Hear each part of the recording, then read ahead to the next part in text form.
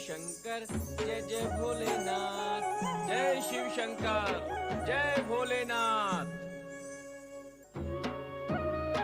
चिताभस्म ले आए नंदी? ले तो आया प्रभु, किंतु इसे लाने के लिए मुझे बहुत दूर जाना पड़ा। अच्छा, अब तुम देवी पार्वती की सेवा में जाओ। इस समय उन्हें तुम्हारी सेवा की विशेष आवश्यकता है। जैसी आपकी आज्ञा भोलेनाथ।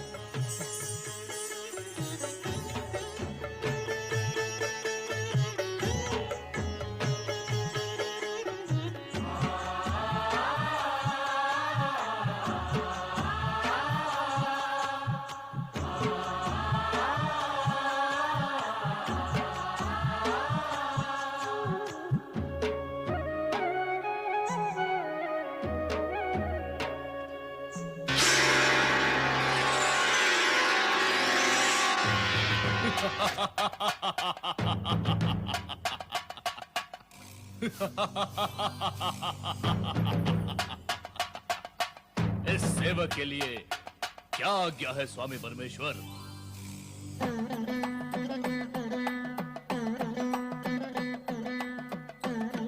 हे असुर, तुम भस्म से उत्पन्न हुए हो, इसलिए तुम्हारा नाम भस्मासुर हुआ। तुम हमारे लिए नित्य नवीन भस्म लाने के लिए उत्पन्न हुए। अवश्य स्वामी परमेश्वर, अवश्य। परंतु ये कार्य बहुत तुच्छ है। मुझे कोई बड़ा कार्य बताएं। पहले तुम ये तुच्छ कार्य सफलतापूर्वक करो, फिर हम तुम्हें उच्च और बड़ा कार्य भी बताएंगे। जैसी आपकी आज्ञा होगी मैं वैसा ही करूंगा। हे परमेश्वर, आपने मेरा नाम भस्मासुर रखा है, मुझे असुर कहकर भी पुकारा है, तो क्या मैं असुर हूं? जब हमारे मुख से तुम्हारे लिए असुर शब्द निकला है, तो यह निश्चित है कि तुम असुर ही हो। यदि तुम देव, दानव, मानव अथवा शिवगण होते तो हम तुम्हें उसी नाम से पुकारते। अतः तुम स्वयं को असुर ही समझो। अब जाओ, हमारे लिए भस्म लेकर आओ। जो आज्ञा महादेव।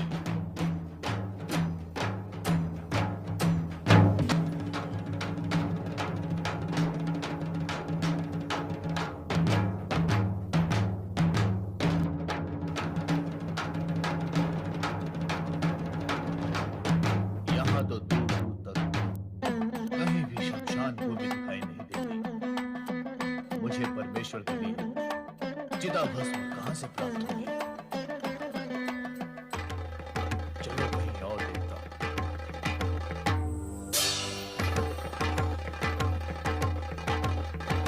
यहाँ भी कोई शमशान दिखाई नहीं देता। क्या करूं?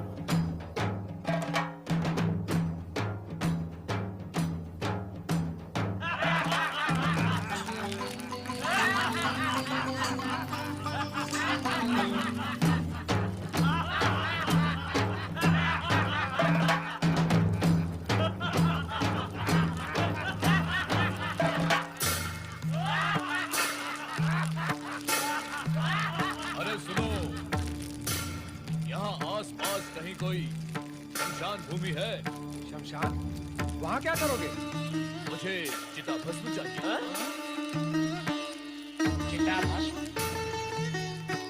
कहाँ तुम? चिताभस्म क्यों चाहते हो? क्या करोगे चिताभस्म का? मैं भस्मासुर हूँ।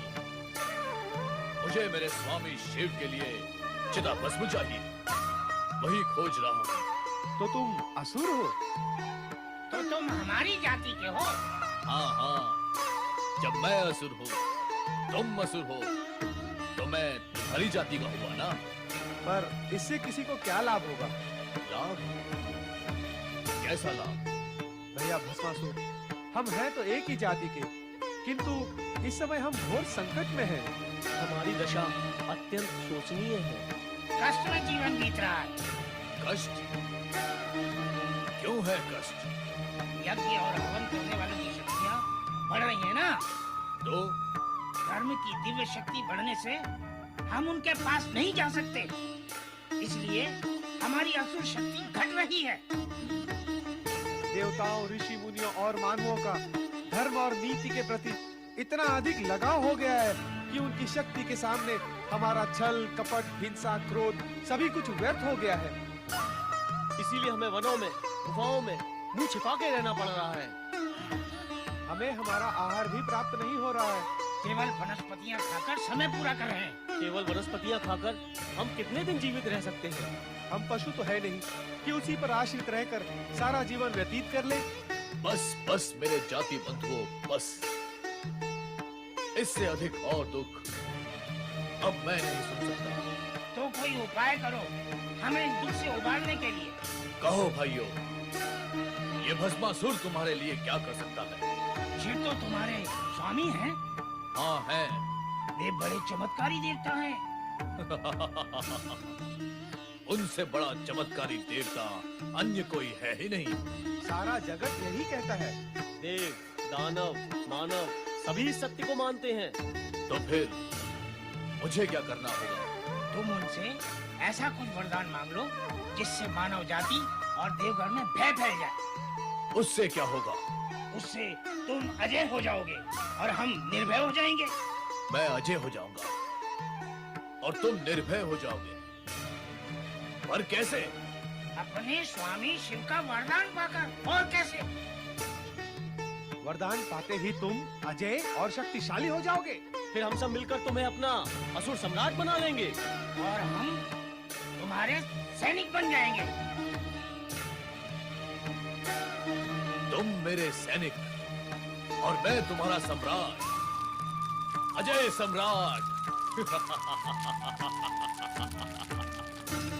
बनूंगा, अवश्य बनूंगा। मैं असुरों का सम्राट अवश्य बनूंगा। किंतु तब बन सकोगे जब अपने चमत्कारी देव स्वामी शिव से वरदान प्राप्त कर लोगे। हाँ, तभी बन सकोगे सम्राट। वो भी प्राप्त कर लूंगा। मैं अपने परमेश्वर शिव से वरदान अवश्य प्राप्त करूंगा।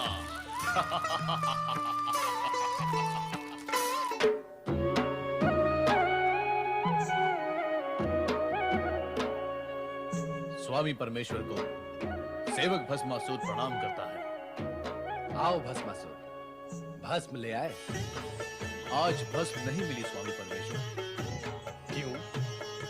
स्वामी परमेश्वर, इस जगत में मनुष्य व असुरों की आयु बढ़ती जा रही है, बढ़ती ही जा रही है। मैं चारों दिशाओं में ढूंढ ढूंढ कर थक गया, परंतु मुझे कहीं भी कोई नई चिता नहीं मिली जहां से मैं भस्म प्राप्त कर सकता। सारे शमशान सूने पड़े। लगता है मृत्यु अपना कार्य नहीं कर रही, इसीलिए प्राणियों ने भी मरना बंद कर दिया है। अब चिंता तो यह है परमेश्वर कि मैं आपकी आज्ञा का पालन कैसे करूं। जितने जन्म होते हैं उतने ही मरण भी होते हैं। जन्म मरण प्रकृति का अटूट नियम है, इसलिए तुम्हें चिंता करने की आवश्यकता नहीं है। ढूंढने पर कहीं न कहीं तुम्हें चिता भस्म अवश्य मिल जाएगी। मैं सारे जगत का चक्कर लगाकर लौटा हूं स्वामी परमेश्वर। भविष्य में भी कोई चिता जलने या उसकी भस्म मिलने की कोई संभावना नहीं है। यदि आप मेरी एक प्रार्थना स्वीकार करें तो भस्म मिलने का उपाय हो सकता है। कैसी प्रार्थना? आप मुझे वरदान दें कि मैं जिस किसी के भी सर पर हाथ रख दूं वो भस्म हो जाए। इससे क्या होगा भस्मासुर? एक तो इससे भस्म की प्राप्ति होगी परमेश्वर, दूसरे वे वृद्ध जो व्यर्थ ही इस धरती पर भार है, मृत्यु को प्राप्त नहीं हो रहे, वे वृद्धावस्था की पीड़ा से मुक्त हो जाए। मुझे वरदान दीजिए परमेश्वर। तथास्तु। अब तुम जिस प्राणी के सर पर हाथ रख दोगे वो भस्म का ढेर हो जाएगा, परंतु ध्यान रहे मृत्यु के समीप पहुंचे और वृद्धावस्था के कष्टों से मुक्त करने के लिए ही तुम प्राणियों पर इसका उपयोग करोगे। निर्दोष प्राणियों पर इसका उपयोग नहीं करना। कदापि नहीं परमेश्वर, कदापि नहीं। आप तो आशुतोष हैं, सभी की आशा को संतुष्ट करते हैं। मुझे तो आशा भी नहीं कि आप मेरी प्रार्थना को सुनकर इतने शीघ्र वरदान भी दे देंगे। अब मैं कैलाश पर्वत पर चिता भस्म का ढेर लगा दूंगा। आपकी जय हो परमेश्वर, आपकी जय हो।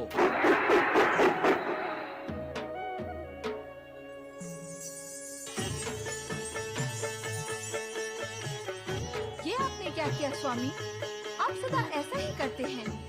असुरों को वरदान देकर उन्हें अहंकारी बना देते हैं, फिर वे निर्दोष प्राणियों पर अत्याचार करते हैं। भस्मासुर भी इतना बड़ा वरदान पाकर वैसा ही करेगा। चिंता न करो देवी, भस्मासुर हमारा सेवक है, वो हमारे आज्ञा का उल्लंघन नहीं करेगा। सेवक होने के साथ साथ वो असुर भी तो है स्वामी, और असुर आज्ञा ही क्या, धर्म, नीति, न्याय, मर्यादा सभी का उल्लंघन कर देते हैं। भस्मासुर को इतना बड़ा वरदान देकर आपने अच्छा नहीं किया स्वामी।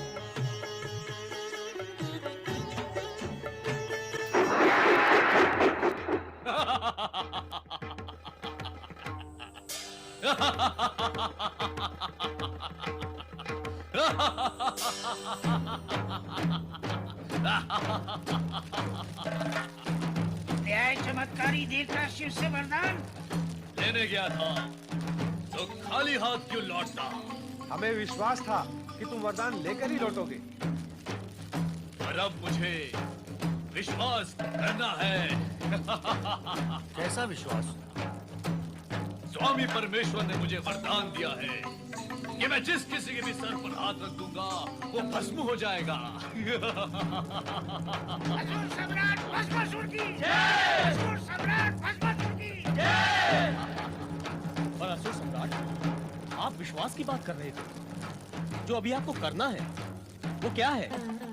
हाँ, मुझे वरदान का प्रयोग करना है ताकि मुझे ये विश्वास हो सके कि स्वामी परमेश्वर ने जो वरदान मुझे दिया है उसमें शक्ति है। मैं जिस किसी के भी सर पर हाथ रखूंगा वो भस्म हो जाएगा।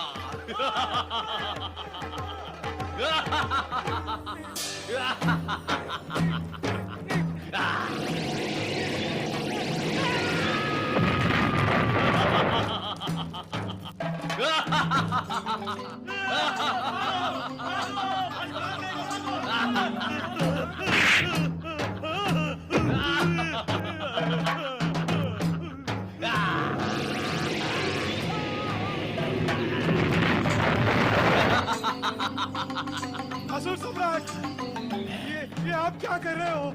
प्रयोग कर रहा हूँ। अरे प्रयोग में अपनों पर किया जाता है, प्रयोग तो दूसरों पर किया जाता है।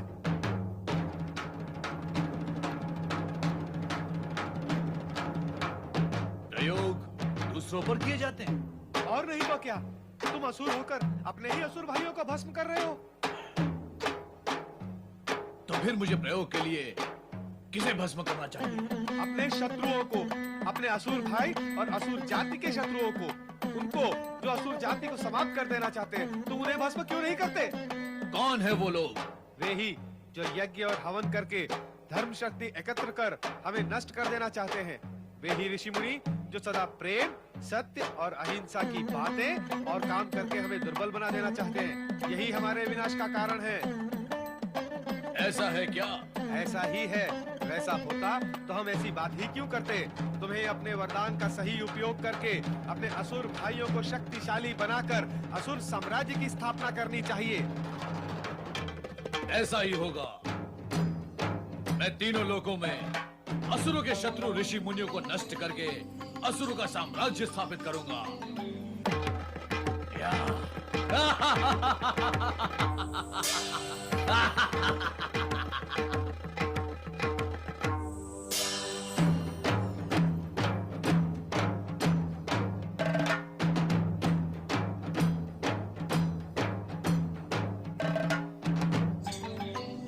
ओम इंद्राय स्वाहा, ओम इंद्राय स्वाहा, ओम इंद्राय स्वाहा, ओम अग्नये स्वाहा।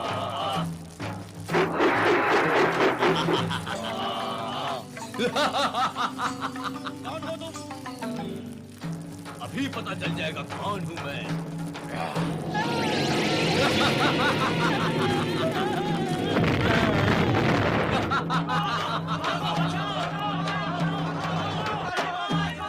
सर्वाभरण भूषितायै स्वाहा, सर्वाभरण भूषितायै स्वाहा,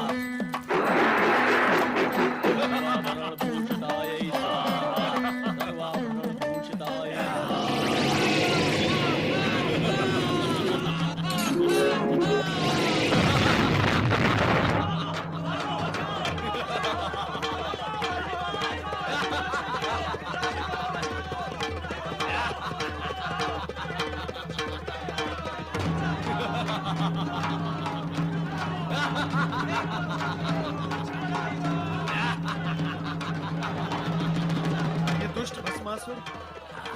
निर्दोष प्राणियों को ही समाप्त करता जा रहा है। ये भी तो मुनि है, इसे भी भस्म करता हूँ। अरे ये क्या कर रहे हो भस्मासुर? मुझे भस्म करके तुम्हें क्या मिलेगा? मिलेगा नहीं, मिलेगी तुम्हारी भस्म। मेरी भस्म का तुम्हें क्या उपयोग भस्मासुर? मैं जीर्ण क्षीर्ण दुर्बल काया का दुर्बल प्राणी, मुझे भस्म करके कितनी भस्म प्राप्त होगी तुम्हें? इतनी। सुनो, वही करते रहो जो कर रहे थे। क्या क्या करता रहूं? वही राक्षसों को भस्म करने का कार्य। मोटे मुटल्ले हट्टे कट्टे होते हैं ये राक्षस, उन्हें भस्म करो, चारों ओर भस्म ही भस्म हो जाएगी। हाँ। अरे नारद, क्या तू मुझे मूर्ख समझता है? नहीं नहीं, जब तक तुम्हारे सम्मुख खड़ा हूँ तब तक तुम्हें मूर्ख कैसे समझ सकता हूँ? नहीं, तू सामने खड़ा होकर ही मुझे मूर्ख समझ रहा है नारद। नहीं नहीं, इसीलिए तो राक्षसों को भस्म करने की कुमंत्रणा दे रहा है। अरे परंतु मैं तुम सब ऋषि, मुनि, देवगण, ब्रह्मा, विष्णु, इंद्र सभी को भस्म करके तीनों लोकों पर विजय प्राप्त करूंगा। परंतु उससे पूर्व मैं सर्वप्रथम तुझे ही भस्म कर दूंगा। अरे भस्मासुर, सर्वप्रथम त्रिलोक पर तो विजय प्राप्त कर लो, फिर नारायण नारायण। महाबली भस्मासुर, असुरराज भस्मासुर, महाबली भस्मासुर। भले पधारे महाबली, भले पधारे भस्मासुर। हमारी व्यथा सुनो असुरराज, हमारी व्यथा सुनो।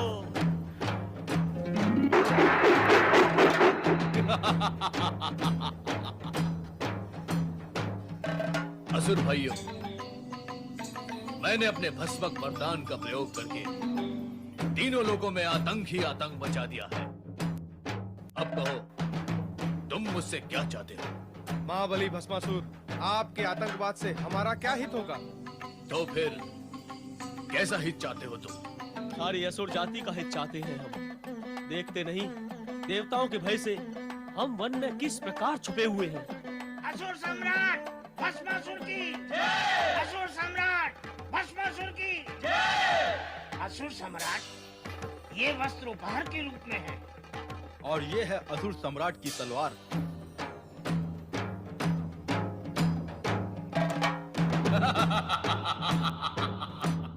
लगता है अब हमारा उद्धार निश्चित है।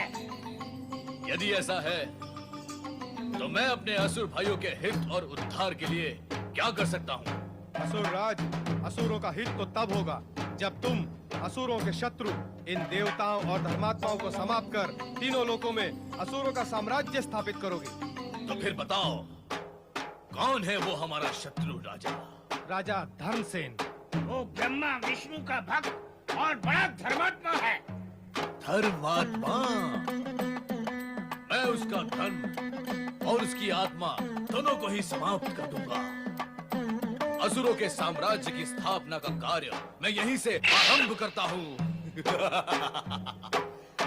देखता हूँ कौन है धर्मसेन। कैलाश पर नंदी द्वारा लाई भस्म को शरीर में मलते समय भस्मी से निकले एक टुकड़े को फेंकने से एक प्राणी पैदा होता है, जिसे भगवान शिव भस्मासुर के नाम से पुकारते हैं और भविष्य में भस्म लाने का कार्य उसे सौंपते हैं। आकाश में भ्रमण करता हुआ भस्मासुर वन में बैठे हुए असुरों के समीप आता है और भस्म के लिए शमशान भूमि का मार्ग पूछता है, किंतु असुर उसे सम्राट बनाने का लोभ देकर भगवान शिव से वरदान मांगने के लिए उकसाते हैं। भस्मासुर कैलाश पर आकर शिव से वरदान प्राप्त कर लेता है कि वो जिसके सिर पर हाथ रख देगा वो भस्म हो जाएगा। रक्षा करे भोलेनाथ, रक्षा करे भोलेनाथ, रक्षा करे भोलेनाथ, रक्षा करे। क्या हुआ नारद, इतने व्यग्र क्यों हो रहे हो? ये सब आप ही की कृपा का दुष्परिणाम है भोलेनाथ। तो क्या अब हमारी कृपा से दुष्परिणाम भी होते हैं? अवश्य होते हैं, हुए हैं और हो रहे हैं भोलेनाथ। अयोग्य और दुष्ट प्राणी को यदि ऐसे पद, अधिकार और सुविधाएं दी जाएं जिसके वो योग्य ही नहीं है, तो क्या वो उसका दुरुपयोग नहीं करेगा भोलेनाथ? और फिर उसके दुष्परिणाम नहीं होंगे? तुम किसके विषय में कह रहे हो नारद? आप सब जानते हुए भी भोले बनते हैं, तभी तो आपको सब भोलेनाथ कहते हैं। आप भली भांति जानते हैं कि मैं भस्मासुर के विषय में कह रहा हूं। तुम्हें क्या कष्ट दिया उसने? कष्ट? भोलेनाथ, वो मेरे सर पर हाथ रखने चला था। फिर तुमने क्या किया नारद? प्राण बचाकर भागने के अतिरिक्त मैं करता भी क्या माता? भोलेनाथ, मेरे प्राण तो जैसे तैसे बच गए, किंतु उस दुष्ट असुर ने मृत्यु का नंगा नाच ही आरंभ कर दिया था। भोलेनाथ, वो दुष्ट असुर निर्दोष प्राणियों को भस्म की ढेरी बनाता जा रहा है। भोलेनाथ, मेरी समझ में नहीं आता भोलेनाथ, आप क्यों दे देते हैं वरदान ऐसे दुष्ट प्राणियों को जिसके वो योग्य ही नहीं होते? आपकी कृपा और वरदान का कितना अनुचित लाभ उठा लेते हैं ये दुष्ट असुर। माता, भोलेनाथ, मुझे तो लगता है वो संपूर्ण सृष्टि में प्रलय ही मचा देगा। मैंने तो पहले ही कहा था कि ऐसा वरदान पाकर यह असुर उत्पात अवश्य करेगा। इस जगत में ऐसा कौन है जिसने वरदान, अधिकार, पद और सुविधाएं पाकर उत्पात न किया हो? सबके सब आप जैसे कल्याणकारी और भोले भंडारी तो है नहीं भोलेनाथ। पता नहीं क्या स्थिति होगी निर्दोष जन की। चिंता न करो नारद, हम शीघ्र ही इस अनर्थ को रोक देंगे। भस्मासुर, तुरंत उपस्थित हो जाओ।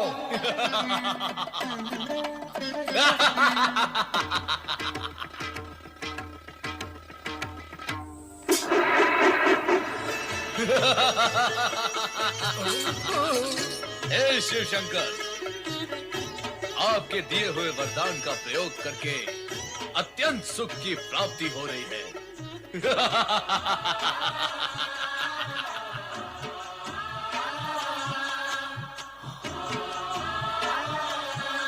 ये सुंदरी कौन है? मुझे इस प्रकार क्रोध से न देखो सुंदरी। क्रोध में तो तुम और भी अधिक सुंदर दिखाई देती हो। मैं ये सोचता था कि मैं अपने शत्रुओं को समाप्त करने के पश्चात जब इस त्रिलोक का सम्राट बन जाऊंगा तो मेरी साम्राज्ञी कौन होगी। परंतु तुम्हें देखने के पश्चात प्रश्न और सोच दोनों ही समाप्त हो गए। आओ, मेरे पास आओ।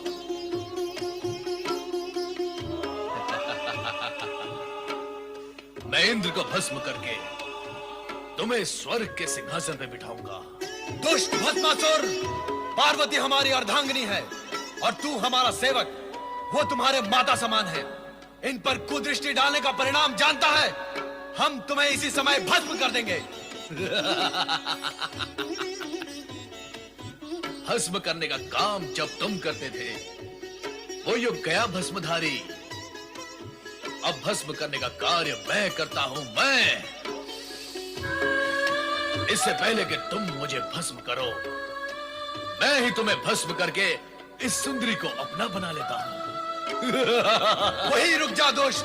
प्रभु अपनी रक्षा करे। भाग जाए यहाँ से, भाग जाए प्रभु।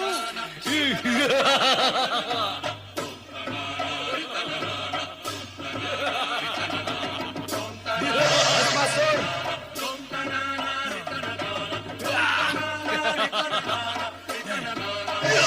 भस्मासुर,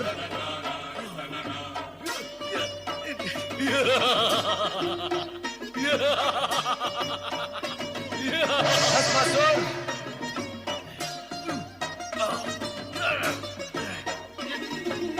भस्मासुर,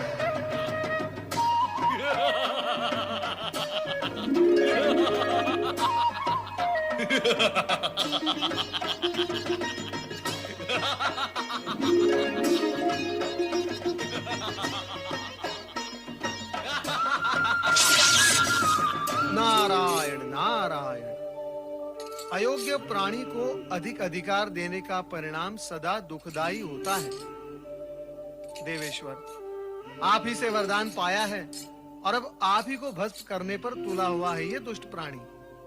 नारायण नारायण, अब तो मुझे ही कुछ उपाय करना होगा।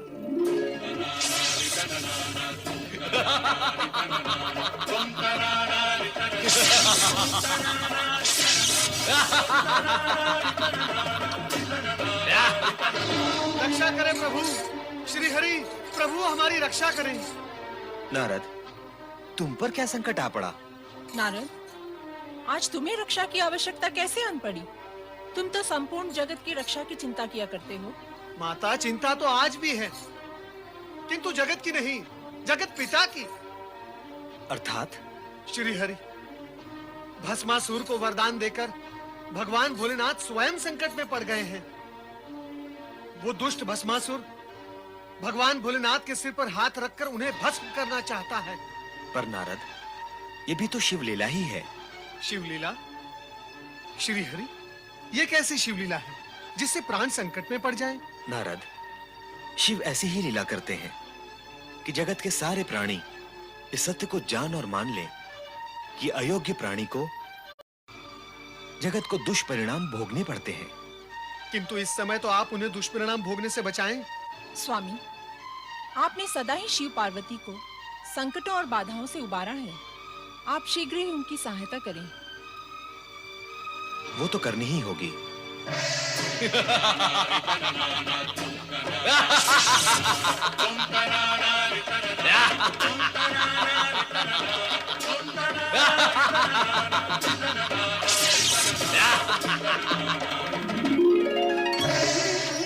ये सब क्या हो रहा है स्वामी? कहाँ कहाँ क्या हो रहा है देवी? तीनों लोकों का स्वामी एक दुष्ट, बुद्धिहीन, दुराचारी असुर के सम्मुख इतना विवश, असहाय और परुषहीन हो गया है। समय की बलिहारी है देवी, समय की बलिहारी है। हाँ स्वामी, देख रही हूँ समय से हारे हुए बल को, किंतु अब आपकी ये दशा मुझसे देखी नहीं जाती। तो देवी, हमें क्या अपनी ये स्थिति प्रिय लगती है? हम इस अप्रिय स्थिति से स्वयं ऊब चुके हैं। तो फिर विराम क्यों नहीं लगा देते इस स्थिति पर? नहीं, हम अभी ऐसा नहीं कर सकते। ना सही, मैं तो कर सकती हूँ। आप मुझे आज्ञा दें, मैं शक्ति रूप धारण कर उस दुष्ट भस्मासुर को एक क्षण में ही समाप्त कर दूंगी। तुम यदि ऐसा कर दोगी तो हमारे वरदान का क्या होगा जो हमने भस्मासुर को दिया है कि उसे कोई भी नहीं मार सकेगा? यदि तुम्हारे हाथों उसका वध हो जाता है तो हमारी वरदान की महिमा भी समाप्त हो जाएगी। ऐसा हो गया तो जगत के प्राणी भविष्य में हम पर और हमारे वरदान की शक्ति और महिमा पर विश्वास ही नहीं करेंगे। स्वामी, आप तो चारों ओर से विवश हैं। तुम चिंता न करो देवी, हमारी विवशता का शीघ्र ही अंत होगा। कोई ना कोई उपाय अवश्य निकल आएगा। अब तुम शीघ्र ही समाधि स्थल चली जाओ, वहां पर तुम सुरक्षित रहोगे।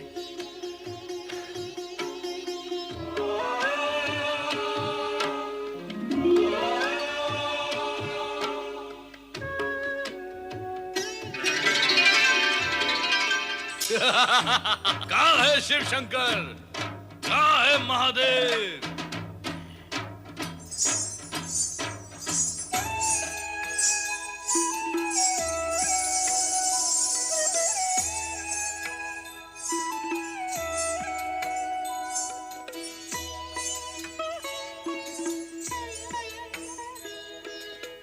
इधर देखो वरदायिनी भस्मासुर।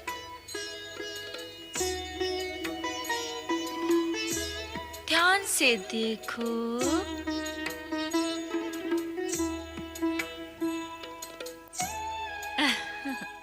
अंतर्दृष्टि से देखोगे तो मैं तुम्हें पार्वती से अधिक सुंदर दिखाई दूंगी। मैं त्रिभुवन मोहिनी हूँ।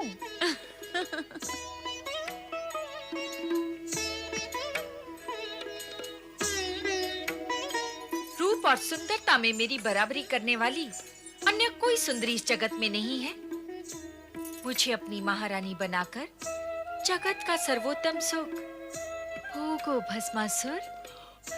मुझसे विवाह करके भस्म करने के इस झंझट से सदा के लिए मुक्त हो जाओ। तुम तो अनुपम सुंदरी हो। मैं तुमसे अवश्य विवाह करूंगा, इसी समय विवाह करूंगा। मैं भी यही चाहती हूँ और तुम भी यही चाहते हो। फिर विवाह में विलंब क्यों? विलंब तो तुम कर रही हो सुंदरी। मैं तो तुम्हें पाने के लिए आतुर हूँ। चलो विवाह करें। तनिक रुको भस्मासुर। हमारी कुलरीति ये है कि विवाह से पूर्व अपने कुल देवता के सम्मुख नृत्य गान करके उन्हें प्रसन्न करना पड़ता है, नहीं तो कुल देवता रुष्ट हो जाते हैं और विवाहित जीवन संकट में पड़ जाता है। नहीं नहीं, हमें संकट में नहीं पड़ना है। हम असुर तो दूसरों को संकट में डालते हैं। बताओ, कौन है तुम्हारे कुल देवता और नृत्य कहाँ करना है सुंदरी? आओ।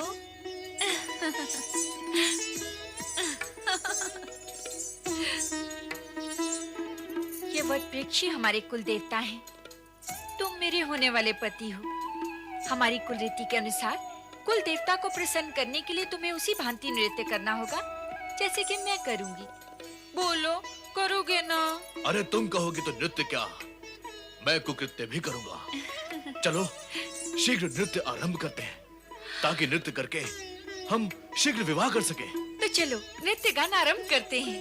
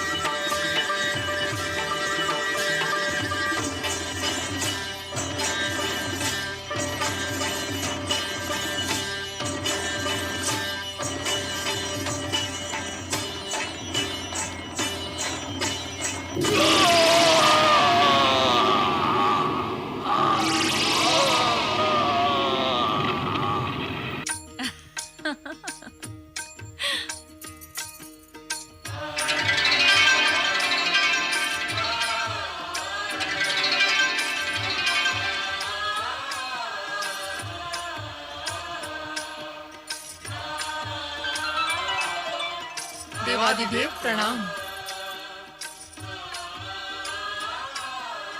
श्री हरि विष्णु, आपने हमारी भूल का परिमार्जन कर दिया। भूल? कैसी भूल महेश्वर? यदि आप भूल करने लगेंगे तो साधारण प्राणी की क्या गति होगी? और वैसे भी मैंने तो आप ही की इच्छा अनुसार अपने कर्तव्य का पालन ही किया है। श्री हरि, आपने तो अपने कर्तव्य का पालन किया है, पर अब तो भोलेनाथ को भी अपना कर्तव्य करना चाहिए। मेरा कर्तव्य क्या है देवी पार्वती? भविष्य में किसी को भी वरदान देने पर प्रतिबंध लगाना। समाप्त कर दें अब वरदान देने की परंपरा। यह कार्य अब ब्रह्मदेव व श्रीहरि विष्णु को सौंप दें। नारायण नारायण। माता जो दे वो देवता, और देवता देने का कार्य कैसे समाप्त कर सकते हैं? भगवान भोलेनाथ ना परंपरा त्यागेंगे, ना अपना उदार स्वभाव। वो तो भोले भंडारी हैं। अर्थात फिर से कोई कुपात्र निर्दोष जन पर अत्याचार करने आएगा? नहीं नहीं माता, अब भगवान भोलेनाथ केवल सुपात्र को ही वरदान देंगे। सच्चे भक्तों को हानि भी तो नहीं होनी चाहिए। निश्चिंत रहो देवी पार्वती, अब तुम्हें कुछ कहने का अवसर नहीं मिलेगा। अब हम वरदान देने से पूर्व पात्र की परीक्षा लिया करेंगे। देवादिदेव महादेव की जय! पालन करता श्री हरि विष्णु की जय! भगवान भोलेनाथ की जय!